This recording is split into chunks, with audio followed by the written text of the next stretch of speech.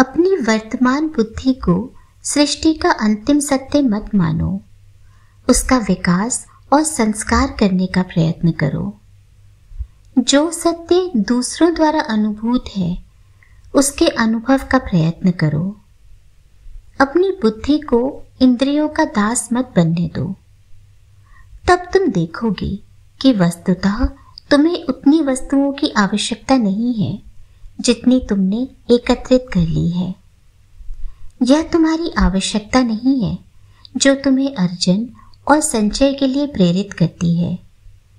यह तुम्हारा मोह है। यदि इस मोह को तुम पहचान पाओगे तो उसे त्याग भी पाओगे। मोह से मुक्त होते ही तुम अनुभव करोगे कि जीवन मात्र धन के अर्जन के लिए नहीं है। आवश्यकता भर धन अर्जित करना सबके लिए अनिवार्य हो सकता है, किंतु उसकी एक सीमा है। वहां पहुंचकर व्यक्ति यह निर्णय करता है कि अब वह अतिरिक्त धन अर्जित करने के लिए कोई भी कार्य नहीं करेगा। मोह मानसिक रोग है, आत्मा का कलुष।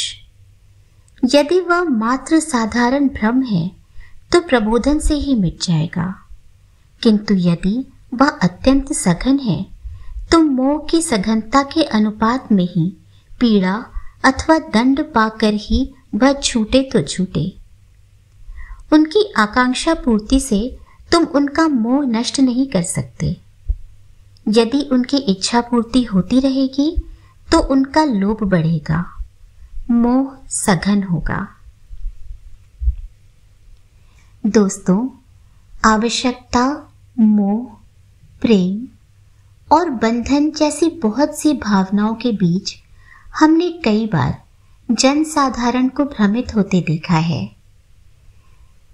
इन भावों के मध्य इतनी स्पष्ट भाषा में अंतर बताने वाले और अपनी रचनाओं के माध्यम से समस्त पौराणिक और समसामयिक कपोल कल्पित घटनाओं के पीछे छुपे परावैज्ञानिक और मनोवैज्ञानिक भावों को पाठकों के सामने प्रस्तुत करने वाले हिंदी साहित्य के श्रेष्ठतम रचनाकार श्री नरेंद्र कोहली जी के अलावा और कौन हो सकता है। व्यंग्य, नाटक, उपन्यास व कहानी, हर विधा में नरेंद्र कोहली को कौन नहीं जानता। उनके लाखों पाठक देश विदेश में बिखरे हैं।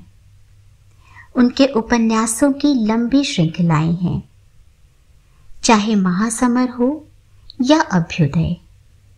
इनके कई कई खंड लिखकर उन्होंने जो लोकप्रियता पाई है वह हिंदी में उनके समकालीनों में शायद ही किसी को सुलभ हो।